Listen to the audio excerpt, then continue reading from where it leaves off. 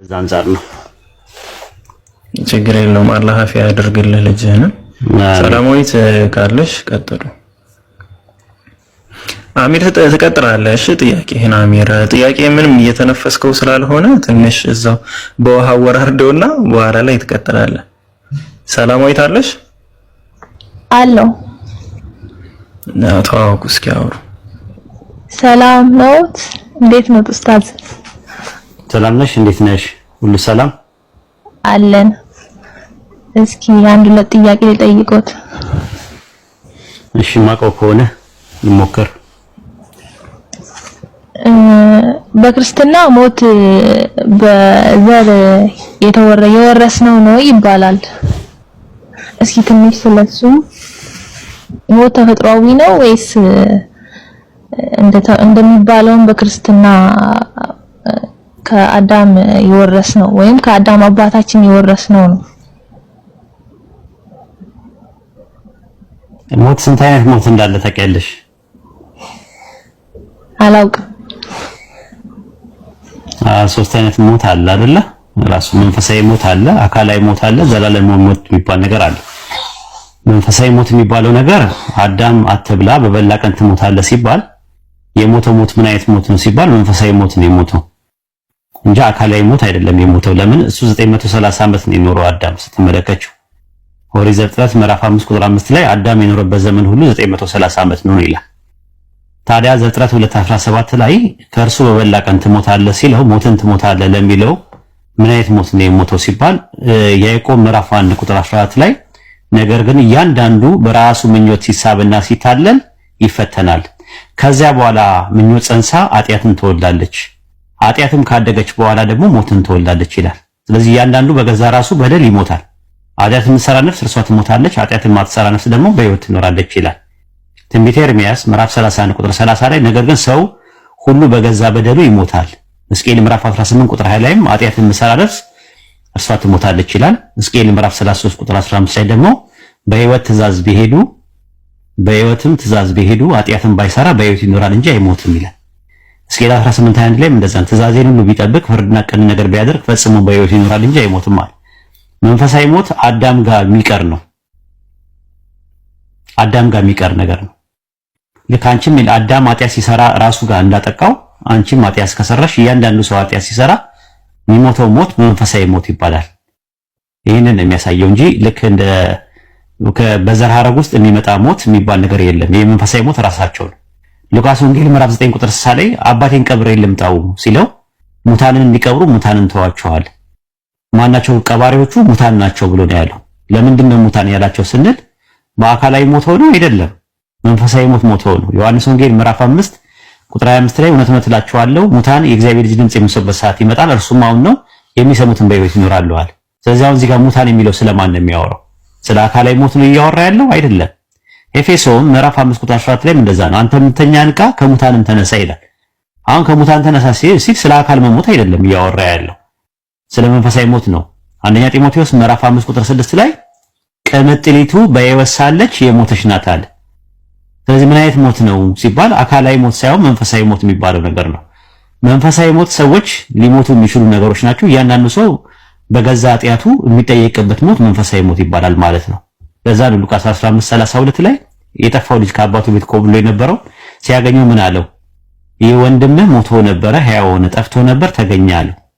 አይሽ ሞቶ ነበረ ሕያው ሆነ ሲባል ሞቶ ነበረ ማለት ነው። በአካል ሊኮምቦት አድርጎ ነበር አይደለም። ሞቶ የነበረ ሕያው ስለሆነ ጠፍቶም ነበር ስለተገኘ ሲል ሞቶና ጠፍቶ የሚለው ቃል በቃል የሚወሰድ ሳይሆን ምሳሌ አነጋገር ነው፣ ሲምቦሊካል ስቴትመንት ነው። ከዛ አንፃር ነው የሚታየው ማለት ነው። በቁርአንም እንደዛ አይነት ነገሮች አሉ። አላህ በቁርአን ውስጥ ካፊሮችን ሙታን ይላቸዋል፣ ሙታን እያለ ይናገራቸዋል ማለት ነው። ለምሳሌ በሱረቱ አንዓም ምዕራፍ 6 ቁጥር 122 ላይ ሙት የነበረውና ሕያው ያደረግነው ይላል። ስለማንም ሙት የነበረውና ሕያው ያደረግነው የተባለው ሲባል አማር ኢብኑ ያሲር ነው። በሽርኩና በክፍር ውስጥ በነበረበት ጊዜ ሙት የነበረ ይላል ራሱ ማለት ነው። ሱረቱ አንፋል ምዕራፍ 8 ቁጥር 4 ላይ እንደዛ ነው። እናንተ ያመናችሁ ሆይ መልእክተኛው ሕያው ወደሚያደርጋችሁ እምነት በጠራችሁ ጊዜ ያለ። ስለዚህ ሙታን የሚለው ነገር አንተ ሙታንን አታሰማም፣ አንተ ሙታንን አታሰማም፣ ደንቆሮችን ምናምን ነገር እያለ ሲናገር ሙታን ደንቆሮ ምናምን የሚለው ቃል በቃል ስለ አካላዊ ነገር አይደለም ማለት ነው። ታዲያ አካላዊ ሞት ፊዚካል ዴዝ የሚባለው ነገር ምንድነው ሲባል ፊዚካል ዴዝ ወይም አካላዊ ሞት የሚባለው እንደ እጽዋት እንደ እንስሳት የሚሞቱበት ሞት ነው። ራሱ ኖርማል እንደ እንስሳት እንደ እጽዋት እንደ ህዋስ ሰው የሚሞትበት ሞት ነው። ተፈጥሯዊ ነው ብለን ነው የምናምነው እኛ ሙስሊሞች። ያንን ተፈጥሯዊ መሆኑን የምናውቀው ለምንድን ነው? ኢቭን በባይብልም ስንሄድ መጽሐፈ መክብብ ምዕራፍ 3 ላይ ስትመለከቱ ምንድነው የሚለው? ለመወለድ ጊዜ ያለው ለመሞት ጊዜ ያለው ይላል። መጽሐፈ መክብብ ምዕራፍ 3 ቁጥር 1 ላይ ከሰማይ በታች ለሆነ ነገር ሁሉ ጊዜ ያለው፣ ለመወለድ ጊዜ ያለው፣ ለመሞት ጊዜ ያለዋል። ይሄን ያደረገው ማን ነው ስንል መጽሐፈ መክብብ ምዕራፍ 3 ቁጥር 11 ላይ ነገርን ሁሉ በጊዜው አድርጎ ሰራዋል። አካላዊ ሞትን፣ ህይወትን፣ ልደትን የሚባለው ነገር ውብ አድርጎ የሰራው ነገር ነው። ስለዚህ ህይወት ሰጥቶ ህያው የሚያደርግና መንፈስን አውጥቶ ደግሞ የሚያሞት ራሱ አንድያ አምላክ ነው። የእንስሳትም እድል ፋንታና የሰው እድል ፋንታም ሁለቱም አንድ ነው። እዛው ላይ መጽሐፈ መክብብ ምዕራፍ 3 ቁጥር 19 እና 20 ብትመለከቱ የሰውና የእንስሳ እድል ፋንታ አንድ ነው አለ። ድርሻቸውም ትክክል ነው። አንዱ እንደሚሞት ሌላውም እንዲህ ይሞታል። ሁሉ ወደ አንድ ቦታ ይሄዳል፣ ሁሉ ከአፈር ነው ወደ አፈር ይመለሳል። እንስሳት ለምን ይሞታሉ ብለሽ ጠይቂያቸው ሰዎች። ከሰው በፊት የተፈጠሩ እንስሳትን የሚያሞት ማን ነው? ስለዚህ አካላዊ ሞት ከአዳም በፊት የነበረ አዳም ኃጢአት ሲሰራ የመጣ በፍጹም አይደለም። ይሄንን ነው የምናምነው። ከዚህ አንፃር ነው የምንለው። ሶስተኛው ደግሞ አካላዊ ሞት ማን ነው? ዘላለማዊ ሞት የሚባል አለ። እሱ ስለ ገሃነም ነው የሚያወራው። በዚህ መልኩ ነው የተቀመጠው።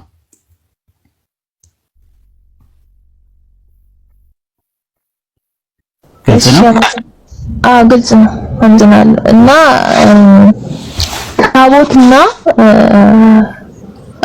ምን ያገናኛል? ታቦትና አምላክ እዚህ ላይ ይገለጣል፣ ስገዱ ምናምን ይባላልና ምንድነው የሚያገናኘው ታቦት ከፈጣሪ ጋር? ትንሽ ስለሱ። ታቦት ማለት ሳጥን ማለት ነው። ሲምፕሊ ሲተረጎም ሰገባ ማለት ነው። ታቦት ማለት ሰገባ ማለት ነው። ሌላ ምንም ትርጉም የለውም። ታቦቱ የሰው እጅ ስራ ነው። የሰው እጅ ስራ ነውና የተፈጠረ ነገር ነው ራሱ። ይሄንን ነው እኛ የምናውቀው ማለት ነው። ታቦት የእጅ ስራ ነው፣ ፍጡር ነው ራሱ። ከግራር እንጨት ስራ ምናምን ብሎ ነውና ታቦት የጽላት ማስቀመጫ ነው ሲጀምር።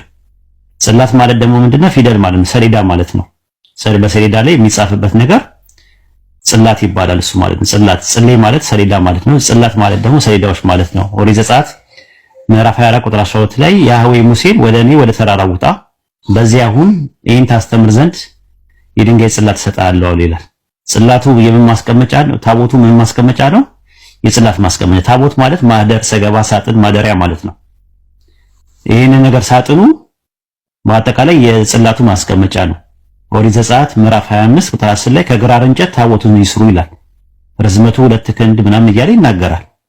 ኦሪት ዘዳግም ምዕራፍ 10 ቁጥር 5 ላይ ደግሞ ጽላቶቹን በሰራው ታቦት ውስጥ አድርጋቸው ይላል።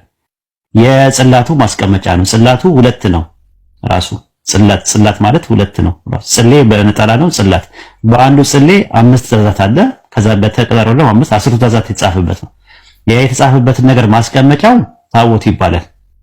ይሄ ነው ታቦት ማለት ሲምፕሊ የሰው እጅ ስራ ነው። ከግራር እንጨት የተሰራ ነው ራሱ። ከግራር እንጨት የተሰራው በወርቅ የተለበጠ መለጎሚያ ያለው ነገር ታቦት ይባላል ማለት ነው። ለታቦት አይሰገድም፣ ወደ ታቦት አይጸለይም። ታቦት ምንም የሚደረገው ነገር የለም እንደ ባይብሉ ከሆነ ማለት ነው። ከዛ ያ ታቦት አዲስ ኪዳን ላይ ቀርቷል ራሱ የለም። ታቦት የሚባለው ነገር አዲስ ኪዳን ላይ የሰው አካል ነው ብሎ የሚያስቀምጠው ያንን የቱ ጋር ታገኘዋለሽ? የግዕዙ ላይ ታቦት ሲለው የአማርኛው ላይ ቤተ መቅደስ እያለ ነው የሚያስቀምጠው። አንደኛ ቆሮንቶስ ምዕራፍ 3 ቁጥር 17 ላይ የእግዚአብሔር ታቦት እንደሆናችሁ ይላል። የእግዚአብሔር መንፈስ እንዲኖርባችሁ አታውቁም ይላል። ግዕዙ ታቦት ነው የሚለው፣ አማርኛው የእግዚአብሔር ቤተ መቅደስ እያለ ነው የሚያስቀምጠው። ስለዚህ በአዲስ ኪዳን ታቦት ወይም የጽላቱ ማስቀመጫ የሰው አካል ነው። የሰው አካል ውስጥ ልብ አለ። ልብ ደግሞ ምንድነው? ጽላት ተብሏል። ሁለተኛ ቆሮንቶስ ምዕራፍ 3 ቁጥር 7 ላይ ይናገራል። ዳሩ ግን የእስራኤል ልጆች ስለዛ ስለተሻሩ ይላል። ቁጥር 3 ነው ይቅርታ፣ ሁለተኛ ቆሮንቶስ 3 ላይ ራሱ ስጋ በሆነ በልብ ጽላት ላይ የተጻፈ ይላል። በልብ ጽላት ላይ ነው የተጻፈው። ልብ እንደ ጽላት ነው የሚጠቀምበት ባይብል አዲስ ኪዳን ላይ ስትመጪ ማለት ነው። የተጻፈው ምንድነው ሲባል ህጉን ነው። የህጉ እንደተጻፈ ደግሞ ዕብራውያን ምዕራፍ 8 ቁጥር 10 ላይ አለ። ህጌን በልቦናቸው አኖራለሁ በልባቸው እጽፋለሁ አለ። ኤርምያስ 31 ላይ አዲስ ቃል ኪዳን የምገባበት ወራት ይመጣል ይላል። ህጌን በልቦናቸው እጽፈዋለሁ ይላል። ስለዚህ ብሉይ ኪዳን ምንድነው? በ10ቱ ትእዛዛት የተጻፈው በምን ላይ ነበረ? በድንጋይ ጽላት ላይ ነበር ሲጻፍ የነበረው። አዲስ ኪዳን ላይ ግን ሲሆን ግን የተጻፈው በምን ላይ ነው? በልብ ጽላት ላይ ነው። የልቡ ማስቀመጫ ደግሞ ምንድነው? አካል ነው። አካል ደግሞ ታቦት ተብሏል። ይሄ ነው ያለው ትምህርቱ። እንጂ አዲስ ኪዳን ላይ ታቦት የሚባል ነገር የለም። አሁን ኦርቶዶክሶች 44 ታቦት ምናምን እያሉ ኦርቶዶክሶች የሚያከብሩት ትክክል አይደለም። ታቦት የነበረው ብሉይ ኪዳን ላይ አንድ ነው። ያም አንዱ ታቦት ደግሞ ጠፍቷል ራሱ ማለት ነው። በባቢሎን ምርኮ ጊዜ ነው የጠፋው። ያንን ማስረጃዎች ካስፈለገ ተረፈ ኤርሚያስ ምዕራፍ 8 ቁጥር 13 ላይ ታገኙታላችሁ። ባሮክና ኤርሚያስ ሁሉ ወደ ቤተ መቅደስ ገቡ። የሚያገለግሉበት ዕቃ ሁሉ ማለት ነው ታቦት ሁሉንም ነገር ጌታ እንዳዛቸው ለምድር ሰጧት። ምድርን ያን ጊዜ ተቀበላ ዋጠችው ይላል። ምኑን? ታቦቱን ሁሉ ሳይቀር ማለት ነው። ሁለተኛ ዕዝራ ምዕራፍ 1 ቁጥር 55 ላይም እንደዛ ነው የሚናገረው ማለት ነው። ዋጠችው ነው ብሎ የሚናገረው ማለት ነው። ዋጠችው እያለ ይናገራል። ከዛ አንፃር ነው እንትን የሚለው መጽሐፈ ዕዝራ ስትሄድ ምዕራፍ 9 ቁጥር 21 ላይም እንደዛ ነው የሚናገረው። መጀመሪያ በባቢሎን ምርኮ ጊዜ ተማርኮ እንደተወሰደ ነው የሚናገረው።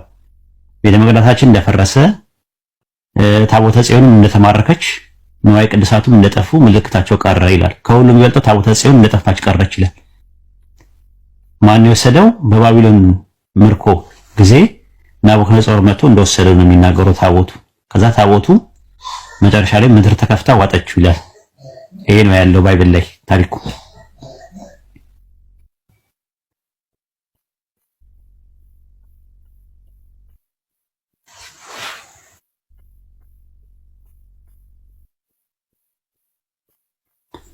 ግልጽ ነው? አዎ ግልጽ ነው። አመሰግናለሁ። አዎ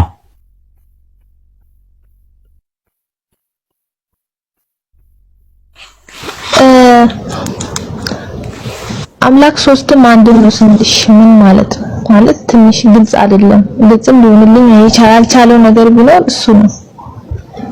የሌለው ነገር እንዴት ግልጽ ይሆናል ብለሽ ነው? መጽሐፋችሁ ባይብል ላይ የሚያወራው አንድ ነው ነው። ኦሪት ዘዳግም ምዕራፍ 6 ቁጥር 4 ላይ እስራኤሎች ስማ ጌታ አምላካችን አንድ ጌታ ነው ይላል። ትንቢተ ሚልኪያስ ምዕራፍ 2 ቁጥር 10 ላይ ሁላችንም የፈጠረ አንድ አምላክ ነው ይላል። ትንቢተ ዘካርያስ ምዕራፍ 14 ቁጥር 9 ላይ አምላክ አንድ እንደሆነ ይናገራል። መጽሐፈ ኢዮብ ምዕራፍ 31 ቁጥር 15 ላይ አንተንም እኛንም የፈጠረ አንድ ነው ይላል። አንድ ፈጣሪ ነው ይላል። ማርቆስ ወንጌል ምዕራፍ 10 ቁጥር 18 ላይ ስለምን ቸር ነኝ ትለኛለህ ከአንዱ አምላክ በስተቀር ቸር የለም ይላል። ብዙ ቦታ ላይ አለ አንድ አምላክ የሚል ነገር አለ። ግን አንድም ሶስትም ነው ብሎ ግን ያስተማረ ሰው የለም። ከነቢያትም ከሐዋርያትም መካከል እግዚአብሔር አንድ ነው ባለው አፋቸው ውልብ ብሎባቸው ወይም ዳልጧቸው አንድም ሶስትም ነው ብሎ አላስተማሩ። ሶስት የሚባል ነገር የለም። አንድም ሶስትም ብሎ ያስተማረ የለም። አንድ ነው ብሎ ነው ያስተማሩት። አንድም ሶስትም ብሎ ያስተማረ ማንም የለም በቀላሉ። ስለዚህ ለዛ ነው አይምሮሽ የማይቀበለው። አንድም ሶስትም እኔ አንቺ ጃቢር ስንት ሰው ነን? ሰላማዊት አቤት አሎ እኔ አንቺ እና ጃቢር ስንት ሰዎች ነን? ሶስት። ለምን ሶስት ሰዎች አልሽ? በምንነት አንድ አይደለን እንዴ? በማንነት እኮ ሶስት ይሆን ነው አይደል እንዴ? ግን በአካል አንድ ነው። በአካል ሶስት ነው። በአካል ሶስት ነው። አካላችን ሶስት ስለሆነ ስንት ሰው አልሽ? መጨረሻ ላይ ድምዳሜው ሶስት ሰዎች ነው። ጥሩ። በሰማይ ላይ ስንት አምላክ አለ? አንድ። ለምን አንድ ይላሉ? በአካል ስንት ናቸው? ሶስት አይደሉ እንዴ? ሶስት አምላክ ለምን አትሉም ብለሽ ጠይቂያቸው። እነሱማ ስጠይቃቸው እግዚአብሔር ይገስጽሽ ነው ያሉኝ። በቃ እንደዛ ማለት ነው። ስለዚህ ያ ነው ካላንቺ አይምሮ የሚስማማ ብቻ ሳይሆን ሰው የተፈጠረበት እንዴት ነው? በቃ ከአይምሮሽ ማለት ሰው ከአይምሮ በላይ የሆነ ነገር አይምሮ የሚጨናነቅበት ነገር አስበሽ እንትን ማትዩ ነገር እየተባለ የምትጨረበሪበት ነገር የለም። ቁርአንና ሐዲስ የመጣው የሰው አይምሮ ኦፕሬት ማድረግ በሚችልበት ፈንክሽን በማድረግ በሚችልበት ፕሮሰስ ማድረግ በሚችልበት መጠን ነው የመጣው። ካንቺ ካቀምሽ በላይ ከተፈጥሮሽ ውጪ የሆነ ነገር አድርጊ አትባይ። ፈጣሪ አንድ ነው ተብሎ ተነግሮሻል፣ አይምሮሽ ይቀበለዋል። አንድም ሶስትም ስትይ ደግሞ ጸሎት ወደ ማን ነው የምታደርጊው? እኔ ጃቢር እና አንቺን ሰዎች አሁን ሊያወሩ የሚፈልጉ ከሶስታችን አንዳችንን መርጠው ነው የሚያወሩን አይደለ? ሶስታችንን በአንድ ሲያወሩ አንተ እያለ ያወራሉ። ለምሳሌ ፒኬ እኔ አንቺና ጃቢርን ሶስታችንን አስቀምጦን ቢያወራን አንተ እያለ ነው ወይስ እናንተ እያለ ነው የሚያወራን? እናንተ እያለ ነው። አዎ። ስለዚህ አሁን አንተ ካልኩኝ ግን ትክክል አይደለም። አሁን ፈጣሪን ጸሎት ሲጸልይ አንተ እየተባለ ነው እናንተ እየተባለ ነው የሚያወሩት ባይብል ላይ ነቢያቶቹ። አንተ ካሉ አንድ ፐርሰን አንተ የተባለ የትኛው ነው? አብ ነው ወልድ ነው ወይስ መንፈስ ቅዱስ ነው? አብ። ስለዚህ አለሽ ከኔ በቀር ሌላ አምላክ የለም እያለ የሚናገር አንድ እኔ እያለ የሚናገር አለ። ማን ነው እሱ? አብ ነው። በቃ ስለዚህ ሁለቱ ጭማሪ ናቸው ማለት ይሄን ይመስላል። ጥያቄሽን ከጨረሽ መስለም ትችያለሽ።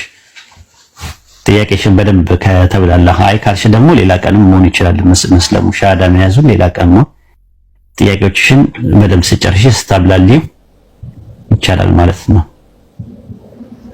በሚቀጥለው ስመጣ ብያለሁ። ኢንሻአላህ ችግር የለው ባናኛው ጊዜ።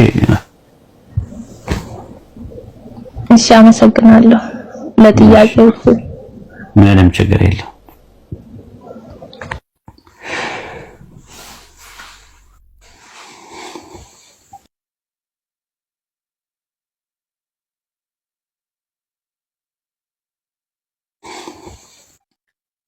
ነው የሚባለው። እንዴት ነህ?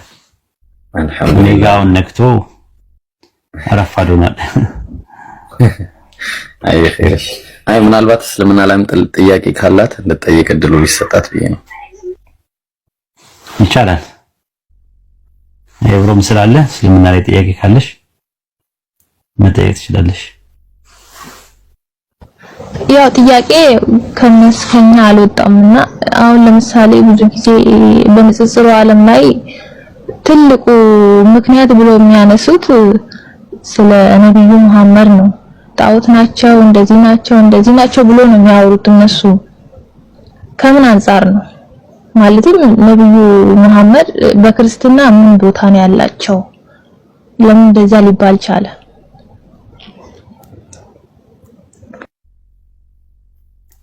ብሮ መመለስ ትችላለህ። ኧረ ኡስታዝ እንዴ ኡስታዝ ቀጥል እንዴ።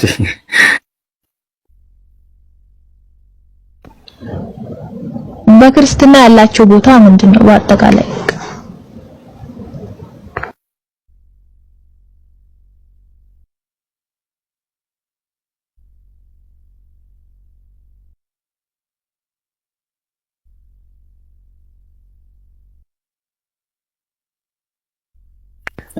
ኡስታዝ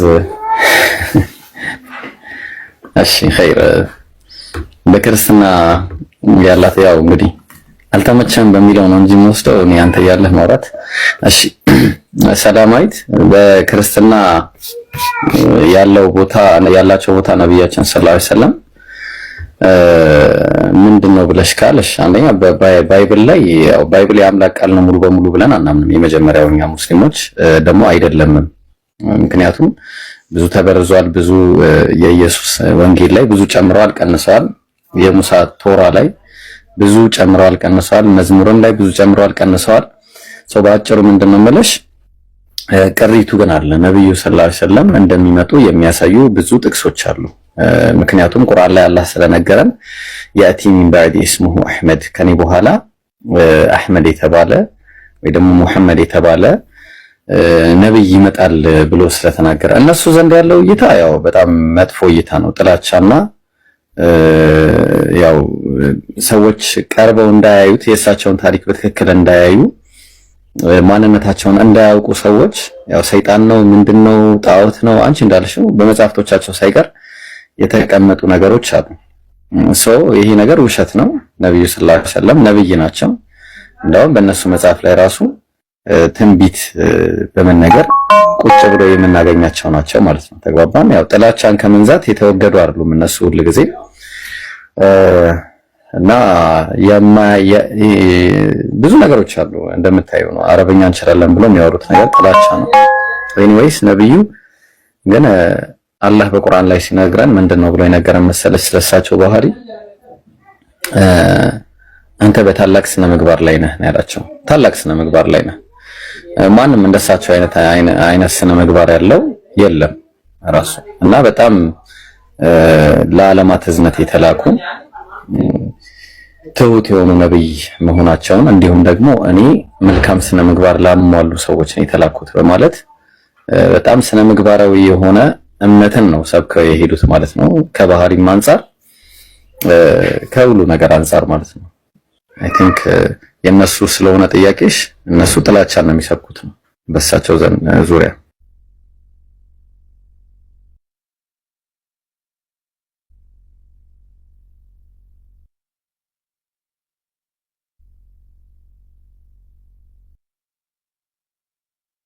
ሰላም ግልጽ ነው? አዎ ግልጽ ነው። ስለሳቸው ባይብል ላይ እንደተጠቀሱ ሰምተሽ ታውቂያለሽ? አይ አላውቅም። አንዳንድ ነገር እንበልሽ ፈልጊያለሽ ማወቅ? አዎ ኡስታዝ የተወሰነ ልትነግረን አንድ ላይ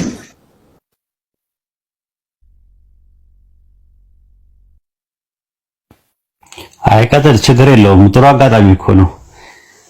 እኔ መጠበቅ የለብህም። እንደዛ ነው። አሁን አንተ ማሻአላ ጥሩ ጥሩ ነገሮችን እንትን እያልክ ስለሆነ ደስ ብሎኝ ነው ማዳመጥህ። መልሶች ራሱ አሪፍ ናቸው። አብሽር፣ እንደዛ አታስብ ማለት እንደዛ ስለምታስብ ነው። ካልሆነ እኔ እወርዳለሁ። እንደዛ ከሆነ ቤት መግባትም ጥቅም የለውም። ግን አንዳንዴ እንድታወሩም ስለምፈልግ ነው። አንድ ጊዜ ላልኖር እችላለሁ። ከዛ አንፃር ነውና አውሩ። ምንም የሚያሳቅቅ ነገር የለም።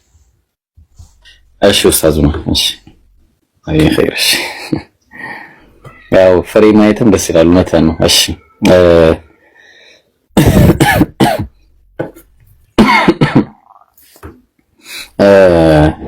ሰላማዊት፣ በመጀመሪያ ደረጃ አንድ ልነግርሽ የምፈልገው ነገር ነብያችን ሰለላሁ ዐለይሂ ወሰለም ባይብል ላይ በግልጽና በማያሻማ ሁኔታ ተጠቅሰዋል። ማለቴ እነሱ መመለስ በማይችሉበት አጣብቂኝ የሆነ ጥያቄ መቼም የማይመልሷቸው ጥያቄዎች አሉ። ለምሳሌ ዮሐንስ ወንጌል ምዕራፍ 1 ላይ የተጠቀሰ አንድ ጥቅስ አለ። ምዕራፍ 1 ቁጥር 20 ላይ ከዚህ ነው የሚጀምረው ነገሩ። መሰከረም አልካደም አለ። የመሰከረው ማን ነው? መጥምቁ ዮሐንስ ነው። ምንድነው ያልካደው? እኔ ክርስቶስ አይደለሁም አለ። እኔ ምን አይደለሁም አለ? ክርስቶስ አይደለሁም። እንግዲህ ነቢያት ማን ነው? አይሁዳውያን ክርስቶስ እንደሚመጣ ያውቁ ነበረ። ከዛ መሰከረ። እንግዲህ እኔ ክርስቶስ አይደለም። ከዛ በኋላ እንኪያስ አንተ ማን ነህ አሉት። ኤልያስ ነህን አሉት። ኤልያስ ነህና? ኦኬ። ስለዚህ ኤልያስንም ይጠብቃሉ። እሱ ግን ምን አለ? አይደለሁም አለ። ኤክስ አይደለሁም አለ። ኦኬ። ነብዩ ነህን አለ። አንድ ጊዜ ላሳይሽ፣ እዚህ መጽሐፍ ላይ ላሳይሽ። ነብዩ ነህን የሚለው ምን ብለው እንዳስቀመጡት አንድ ጊዜ ከፍቼ ላሳይሽ ማለት ነው። ኦኬ ያውልሽ ተመልከች ምን እንደሚል ይመጣል የተባለው ነብይ ነህን አሉት። አየሽው? ሰላም ተይሻል አይደለ? በቢጫ ያረኩት ከላይ ይመጣል የተባለው ነብይ ነህን አሉት። ይመጣል የተባለው ነብይ። ስለዚህ አሁን የሚጠብቋቸው ነብይ አሉ። ከኢየሱስ በኋላ ከኤልያስ በኋላ የሚጠበቅ አንድ ነብይ አለ። እንደምታውቂው እኔ ክርስቶስ አይደለሁም አለ። እንግዲህ እኔ ክርስቶስ አይደለሁም ያለው ምክንያቱ ምንድነው? የምድር ነገስታት ተነሱ፣ አለቆችም በእግዚአብሔርና በመሲሁ ላይ ተማከሩ ይላል መዝሙረ ዳዊት ላይ። ምክንያቱም ይሄንን ስለሚያውቁ ማለት ነው፣ እንደሚመጣ ስለሚያውቁ በትንቢት አንተ ክርስቶስ ነህን ብለው ጠየቁት። ክርስቶስ እሱ ደግሞ አይደለሁም አለ። ኦኬ ጥሩ። ሌላኛው ደግሞ የጠየቁት ማንን ነው ብለን ስንል ሚልክያስ 4:5 ላይ እነሆ ታላቁና የሚያስፈራው የእግዚአብሔር ቀን ሳይመጣ ነብዩ ኤልያስን ልክላቸዋለሁ አለ። ስለዚህ ነብዩ ኤልያስን ስለሚያውቁ እንደሚመጣ ስለሚያውቁ ምን ጠየቁት? ኤልያስ ነህን ብለው ጠየቁት። ሌላ ደግሞ ይመጣል የተባለ ነብይ አለ እንዲህ ወይ ደግሞ ነብዩ ተብሎ ተለይቶ የተቀመጠ አንድ ደግሞ ወደፊትም ይመጣል። እሱን ደግሞ የት ነው ብለን ስንጠይቃቸው ያው የለም ነው። አሁን እሱ ምንድነው? በቃ መዝሙረ ዳዊት ዘዳግም 18:18 ላይ ከወንድሞቻቸው መካከል እንዳንተ ያለ ነብይ ያስነሳላቸዋለሁ አለ እግዚአብሔር ለሙሴ ማለት ነው። ለሙሴ እንደማን ያለ ነብይ? እንዳንተ ያለ ነብይ፣ እንደ ሙሴ ያለ ማለት ነው። እንደ ሙሴ ያለ ነብይ እግዚአብሔር ያስነሳለው። ችግሩ እንደ ሙሴ ያለ ነብይ አልተነሳም። ከዛ በኋላ ይኸው ዘዳግም 34:10 ላይ እግዚአብሔርን ፊት ለፊት እንዳወቀው እንደ ሙሴ ያለ ነብይ ከዛ ወዲህ በእስራኤል ዘንድ አልተነሳም ማለት። ስለዚህ በእስራኤል ዘንድ ካልተነሳ የተነሳው የት ነው ብለን ብንጠይቃቸው መልስ የላቸውም። ተግባባ። ስለዚህ መልሱ ምንድነው የሚሆነው? ነብያችን ሰለላሁ ዐለይሂ ወሰለም በአረብ ሀገር የተነሱት ከወንድሞቻቸው ከማን ወንድም? ከእስራኤላውያን ወንድሞች ማለት ነው። ስለዚህ የእስራኤል ወንድሞች ደግሞ ኤሳውያን እስማኤላውያን ናቸው ማለት ነው። እነሱም አረቦች ናቸው። በዛ የተነሱ ነብይ ናቸው ማለት ነው። እንደ ሙሴ ያለ ነብይ የተባለው? በአጭሩ ብዙ ነገር መዳሰስ ይቻላል። በአጭሩ ይሄንን ይመስላል። ሰላማዊት ግልጽ ነው። ሰላማዊት ጫር አድርጎብሻል የሆነ ነገር? በደምብ ብዙም ግልጽ አልወደልኝም፣ ግን ያው ራሴ ደግሞ ቼክ አደርገዋለሁ። ኡስታዝ ግን ወጣ፣ እኔን አስቀጥሎ ወጣ አይደል? ፒኬ ያለ ሰላም አለይኩም።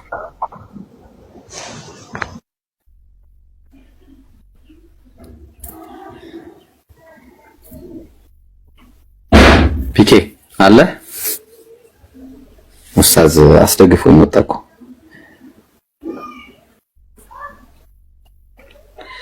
ጃቢር አለ ዴነችና ኦኬ የለም ፒኬ። እሺ ጃ ልቀጥልላት ወላ ጥያቄ ሌሎች ካላት ማስተናግዳት እንዴት ትላለህ?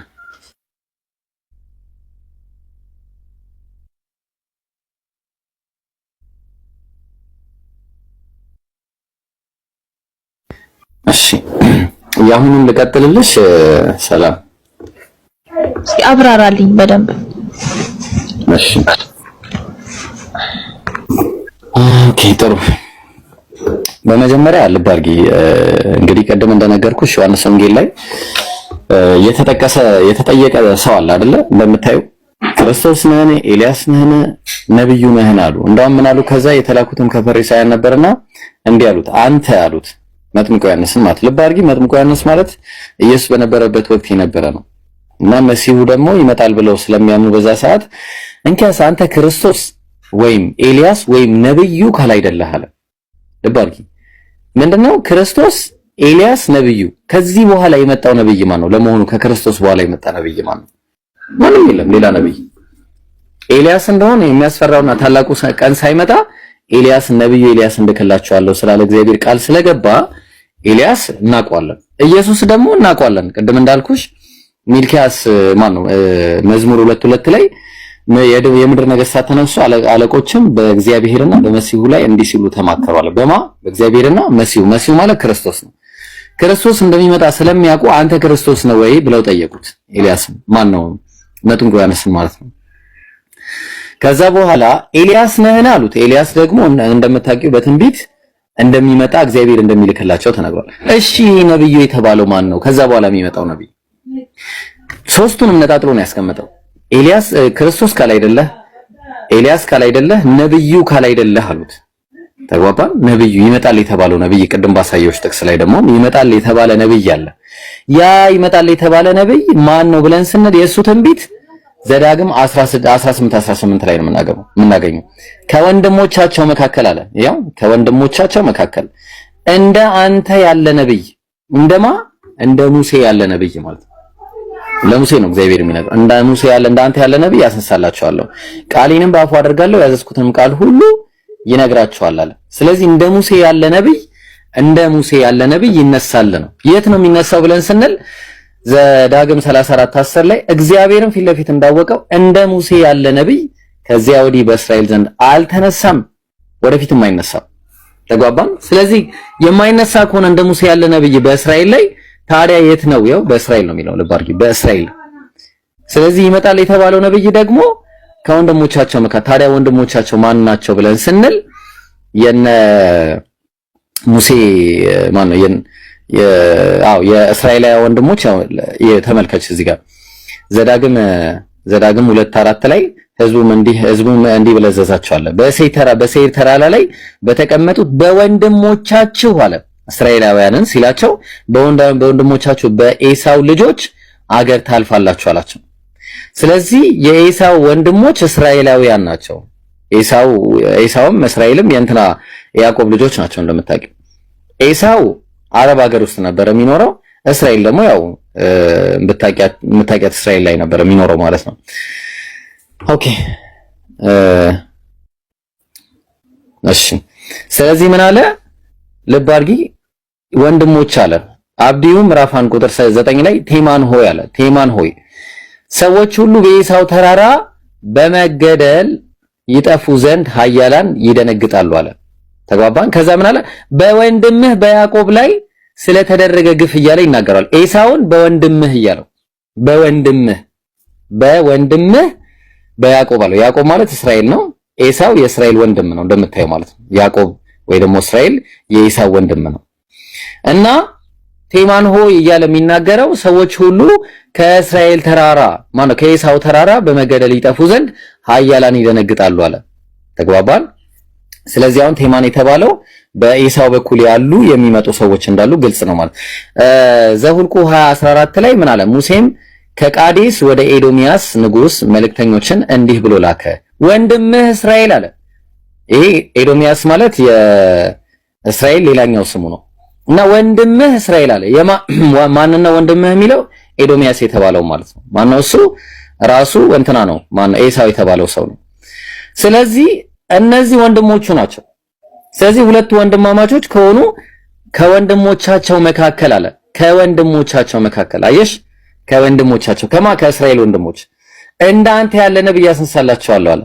ስለዚህ በኤሳው በኩል ማለትም በኤሳው ከቴማን በኩል የሚመጣ ሌላ ነብይ እንዳለ የሚያሳይ ነው። ስለዚህ አሁን ሌላኛው አካሄድ ደግሞ ምን አለ መሰለሽ? ዘፍጥረት 21 ላይ በፋራን ምድረ በዳ ተቀመጠ እስማኤል እናቱም ከምድረ ግብጽ ሚስት ወሰደችለት አለ። ስለዚህ ፋራን ምድረ በዳ የተባለው እስማኤል በዛ እንደተቀመጠና የእናቱ አጋር ደግሞ ባሪያይቱ የአብርሃም ሚስት ምን አደረገች? ከግብጽ ሚስትን ወሰደችለት አለ ለእስማኤል። ስለዚህ አሁን ገላትያ 4:25 ላይ ይህንን አካሄድ ምን አለው? ይህችም አጋር አለ እናቱ የእስማኤል እናት ማለት ነው። ይህችም አጋር በአረብ ምድር ያለችው ደብረ ሲና ናት አለ። በምን ምድር ያለችው አለ? በአረብ ምድር አለ። ስለዚህ አረብ ምድር ውስጥ የሚገኘው እስማኤል ሲቀመጥበት የነበረው ፋራን የተባለው ቦታ ነው ማለት ነው። ፋራን የተባለው ቦታ ነው።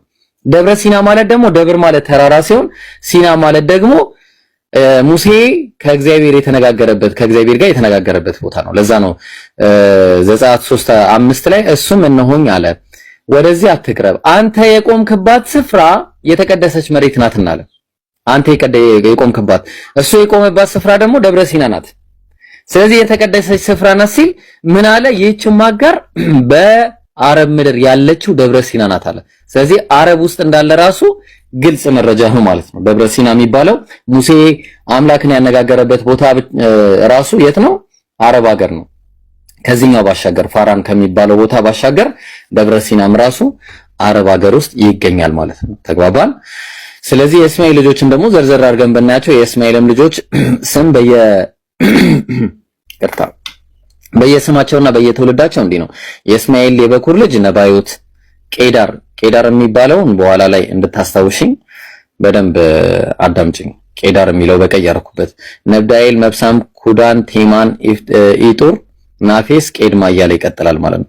ስለዚህ እግዚአብሔር እንግዲህ ቅድም እንደነገርኩሽ ከወንድሞቻቸው መካከል እንዳንተ ያለ ነብይ ያስነሳላቸዋለሁ ሲል በእስራኤል እንዳልተነሳ ካወቅን እንግዲያውስ የሚነሳው የት ነው ካልን የሚነሳው አረብ ሀገር እንደሆነ ሊያሳየን ያው ዕንባቆም 3:3 ላይ እግዚአብሔር ከቴማን አለ። ቴማን ማለት አንድ ጊዜ ልመለስና ላሳይሽ።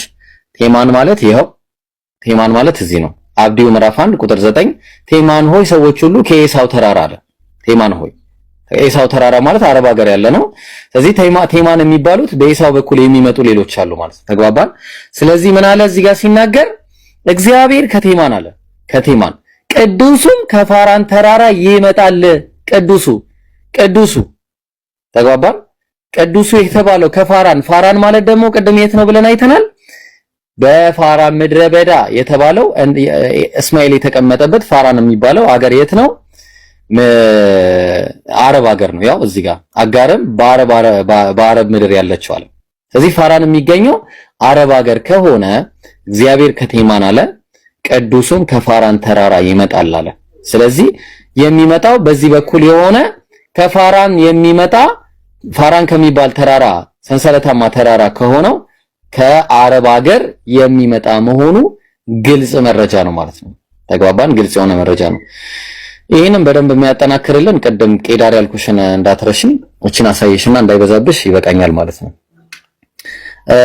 ቅድም እንዳልኩሽ ያው የታለ መሰለሽ ኢሳይያስ ላይ የተጠቀሰ አንድ ጥቅስ አለና እሱን ላሳይሽ። ኢሳይያስ 1 ያው ኢሳይያስ 21 ላይ የተጠቀሰ አንድ ጥቅስ አለ። ምን አለ? ስለ አረብ የተነገረ ሸክም አለ። ስለ አረብ የድዳውያን ነጋዴዎች ሆይ አለ። ድዳውያን ማለት እንትኖች ናቸው፣ የሲራራ ነጋዴዎች ናቸው። በአረብ ዱር ታድራላችሁ አለ።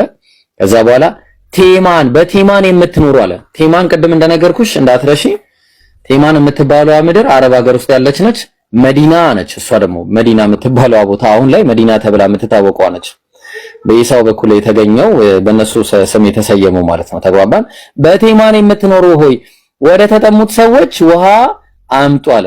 ውሃ አምጡ፣ እንጀራ ይዛችሁ የሸሹትን ሰዎች ተቀበሏቸው አለ።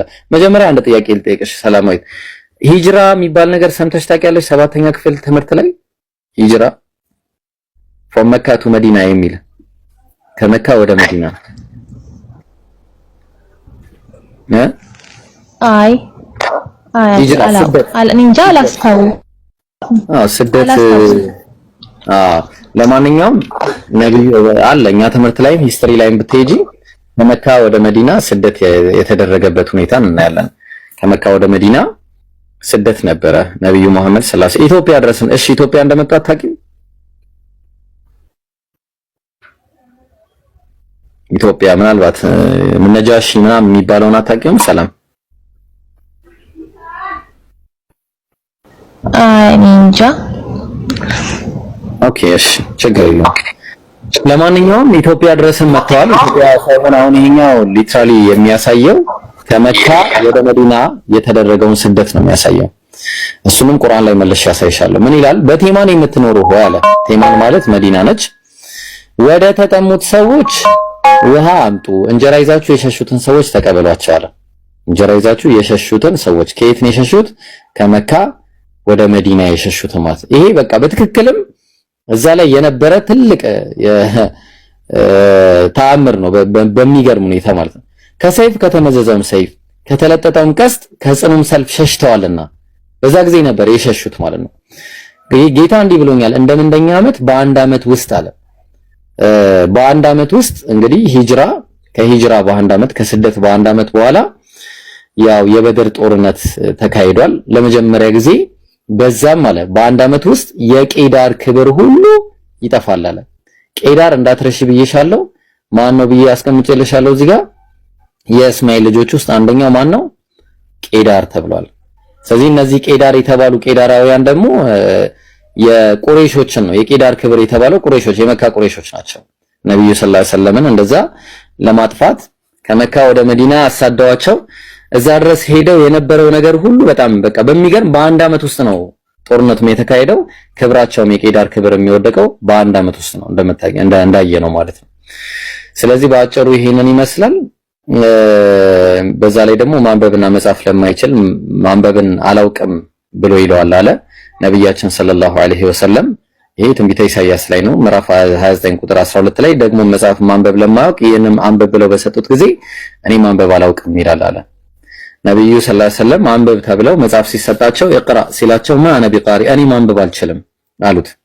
አሁንም ይዘው እንደዛ ሲላ ከዛ አንበብ ያ ሰው ጌታ ሰዎችን በፈጠረበት ማን ነው ይቅራ ቢስሚ ረቢከ الذي خلق ያ በፈጠረህ ስም በጌታ ስም አንበብ እያለ ከዛ በኋላ ጅብሪል ነገራቸው ማለት ነው። በአጭሩ ምንድነው ልልሽ የፈለኩት ነብዩ ሰለላሁ ዐለይሂ ወሰለም እዚህ ጋር የተጠቀሱት ዲትሮኖሚ 18 ላይ ከወንድሞቻቸው መካከል ከእስራኤላውያን ወንድሞች ከኢሳውያን በቴማን በኩል ከሚመጣው ማለት ነው በመካከል እንዳንተ ያለ ነብይ እንደ ሙሴ ያለ ነብይ ደግሞ በእስራኤል አልተነሳም። ስለዚህ የት ነው የተነሳው? በፋራን ምድረ በዳ ላይ ነው የተነሳው ማለት ነው። በፋራን ተራራ አካባቢ እሷም ደግሞ ሳውዲ አረቢያ ነችና ሳውዲ አረቢያ ላይ የተነሳ ነብይ ነው እያለን ያለ ነው። ቃሌንም በአፉ አረጋለሁ አለ ነብዩ ሰለላሁ ዐለይሂ ወሰለም። ያው በአፋቸው ቃሉን አርጎላቸዋል አላህ ላ تحرك به لسانك لتعجل به እንዳለው ምላስን ቁርአንን ለመሸምደድ ብለ አትቻኮል በቃ ለመያዝ አላቸው። ይሄ ጉዳይ የኔ ጉዳይ ነው፣ እኔ ነኝ በአንተ አፍ ላይ በአንተ ልብ ላይ የማስቀምጠው እኔ ነኝ አለ። ቃሌንም በአፉ አረጋለሁ ያዘዝኩትንም ቃል ሁሉ ይነግራቸዋል አለ። ሁሉንም ያው ያዘዝኩትን ቃል ሁሉ ይናገራል አለ። ከዛ ይነግራቸዋል። ነብዩ ሰለላሁ ዐለይሂ ወሰለም ሁሉንም ተናግረዋል። ለዛ ነው አላህ መጨረሻ ላይ ምን አለ? አልየውመ አክመልቱ ለኩም ዲነኩም ዛሬ ሃይማኖታችሁን ሞላውላችሁ አለ። ወአትመምቱ ዐለይኩም ኒዕመቲ ዛሬ ጸጋዬንም በእናንተ ላይ ሞላው ወረዲቱ ለኩሙል ኢስላም ዲና ከሃይማኖት እስልምና ለእናንተ መረጥኩላችሁ በማለት አላህ ነብያችንን ሰለላሁ ዐለይሂ ወሰለም ሁሉም ነገር እንዳሳኩ በማሳካትም እንደሄዱ ይናገራል። ኢየሱስም ብለን ካለን ግን ኢየሱስ ለሱን እንኳን ቢሉ ምንድነው እኔ ብዙ ምነግራችሁ ነገር አለ፣ ዳሩ ግን ልትሸከሙት አትችልም። ያ የእውነት መንፈስ በመጣ ጊዜ ስለ እውነት ሁሉ ይነግራችኋል፣ ወደ እውነቱም ሁሉ ይመራችኋል። የሚሰማውን እንጂ ከራሱ አይናገርምና አለ። እንደሰማ ነው የሚናገረው፣ ሁሉንም ይናገራል። ያ የእውነት መንፈስ የተባለው ራሱ ነብያችን ሰለላሁ ዐለይሂ ወሰለም ናቸው። ተግባባን። ስለዚህ በስሜ የሚናገረውን ቃሌን የማይሰማውን ሰው እኔ በቀልለታለሁ አለ። ለነብያችን አላህ ተበቀሎላቸው አሸንፈው ትልልቅ ቪክቶሪዎች አድርገው መካንም መልሰው ይዘው መኖራቸውን ከዚህ የምናይ ይሆናል። ስለዚህ በትክክልም ነብዩ ሰለላሁ ዐለይሂ ወሰለም የተላኩት በባይብል ላይ ያው ቅሪታቸው አለ የሚል ነገር ነው ላሳየሽ የፈለኩት። ሰላም በጣም ብዙ ነው። ከብዙ በጥቂቱ ይሄን ይመስላል። ግልጽ ነው። አሁን ትንሽ ግልጽ ሆኖልሻል? አዎ፣ አረ አመሰግናለሁ በጣም። አይሽ አሁን ከዚህ በኋላ ደግሞ ጃቢር ነው የሚጨምርልሽ የሆነ ነገር ጃቢር አለ።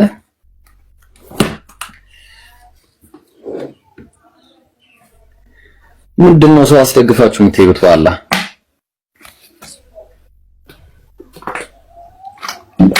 እሺ፣ ሌላ ጥያቄ አለሽ? ለጊዜው የለኝም። እስልምና ላይ ማወቅ የምትፈልጊውስ ነገር አለ? እንዲሁ ዝም ብሎ ማወቅ ነው። ኢብሮ ሰማሉ አረጃ አትሰማም። እሺ ሰላም፣ እስካሁን ያሳየሽ ነገር ገብቶሻል? አንደርስታንድ አድርገሽው? አዎ። እሺ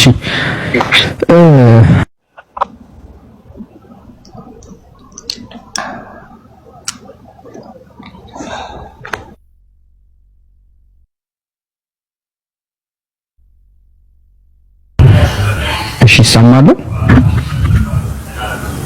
ኔትወርክ ነው መሰለኝ። ቆይሻል።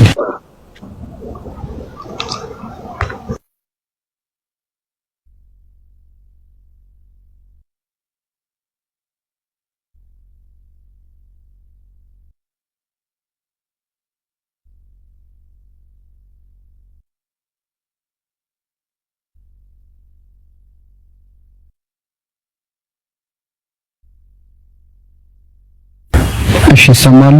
ሰላም። አዎ። እሺ ምን አልሽኝ? መልስሽን አልሰማሁም። በጣም ቅዱስ ላይ ገብቶት ነገር አንጻር አንድ ሁሉንም ነገር ማየት ነው እንጂ ልጁን እንደዚህ እንትን ለማለት ፍላጎቱ እሺ። ምክንያቱም በጣም ምንላችሁ ማለት ያገኙት ነገር ሌላ ስለሆነ በራስ መንገድ ማየቱ ነው የሚሻለው። እሺ ለማንኛውም በእስልምና ሃይማኖት ከመጀመሪያው ጀምሮ እስከ መጨረሻው ከጥግ እስከ ጥግ ያለው ነገር አብዛኛውን ነገር ከአምላካችንና አላህን ሴንትራል ያደረገ ነገር ነው። ያ ማለት ምንድነው? አንድ አምላክን በመገዛት ውስጥ የሚገኘው ጥቅምና አንድ አምላክን ባለመገዛት ውስጥ የሚገኘው ጉዳት ነው። ይሄ ነው አጠቃላይ ያለው ነገር ማለት ነው። ሁሉም ነገር ከዚህ ጋር የተያያዘ ነው። አምላክን ትገዣለሽ፣ የዘላለም ሕይወት ታገኛለሽ። አምላክን ካልተገዛሽ ደግሞ ያው የዘላለም እሳት ይጠብቅሻል። ይሄንን ሴኩላር ያደረገ ነገር ነው። እያንዳንዱ ነገር አምላክን ከመገዛት ጋር የተያያዘ ነገር ነው። ሰላት ስንሰግድ አምላካችንን እየተገዛን ነው። እዚህ ዳዋ ራሱ ስናደርግ ያው አምላካችንን ተገዙ እያልን ነው። እኛም ለአምላካችን ያለን መገዛት ለማጠናከር ነው እንዲህ የምናደርገው። በተረፈ የተለየ ነገር የለንም እንደ ክርስትና ማለት ነው። በአላህና በአንቺ መካከል የምታስገቢው መካከለኛ ምንም አይነት ነገር የለም። በቃ አላህን መገዛት ነው ማለት ነው። ሙስሊም ምን ማለት ነው ሲባል አንድ አምላክ አላህን የሚታዘዝ እሱን የሚገዛ ማለት ነው። እስልምና ማለት ደግሞ ወይ ደግሞ ኢስላም ማለት ደግሞ ያንን አምላክ የምትገዥበት ዲን ወይ ደግሞ ሃይማኖት ነው። ያው እኛ አላህን ነው የምንገዛው፣ ሃይማኖታችን እስልምና ነው። ይህን ደግሞ መለኮታዊ መገለጥ የሰጡን ነብዩ መሐመድ ናቸው። ነብዩ መሐመድ ህይወታቸውን ሙሉ መስዋዕት አድርገው ኑሯቸውን ትተው ይህን እንዲህ ለኛ ለማቀበል እንግዲህ ብዙ ዋጋ ከፍሏል። ይሄ ነው ምንም የተለየ ነገር የለውም። እና ያው ትናንትና እንዳልንሽ ይሄንን እውነት በገባሽ ጊዜ ብትይዥው አሪፍ ነው። ቆይተሽበት እንኳን እውነት አይደለም ብልሽ ካረጋገጥሽ ብትይው ነው የሚሻልሽ። ምክንያቱም በኋላ ምን እንደሚገጥምሽ ስለማይታወቅ ነው። እንግዲህ ጊዜ መውሰድ ካለብሽ ለራስሽ ጊዜ ውሰጂ። ምናልባት ሌሎች ጥያቄ ካለሽ ካልሆነ ደግሞ እስቲ አንዳንድ ነገሮችን እንማራለን ኢንሻአላህ። የለኝም ጥያቄ